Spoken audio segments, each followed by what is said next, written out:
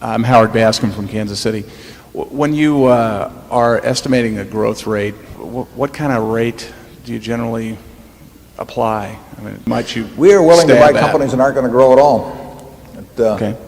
Assuming we get enough for our money when we do it. So we are not looking.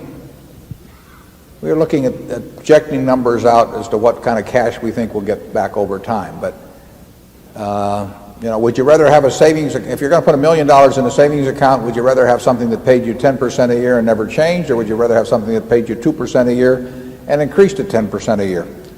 Well, you can work out the math to answer those questions, but you can certainly have a situation where there's absolutely no growth in the business, and it's a much better investment than some company that's going to grow at very substantial rates, particularly if they're going to need capital in order to grow. There's a huge difference in the business that grows and requires a lot of capital to do so, and the business that grows and doesn't require capital.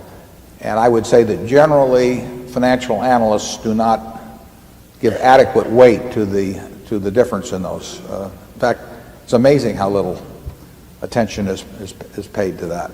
And, believe me, if you're investing, you should pay a lot of attention to it. Charlie? I agree with that, but it's fairly simple, but it's not so simple. It can all be explained in one sentence.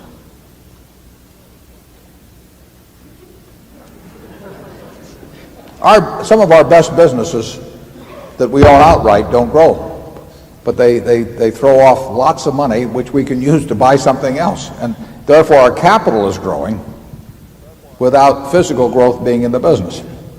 And we are much better off being in that kind of a situation than being in some business that itself is growing, but it takes up all the money in order to grow and doesn't produce that high returns as we go along.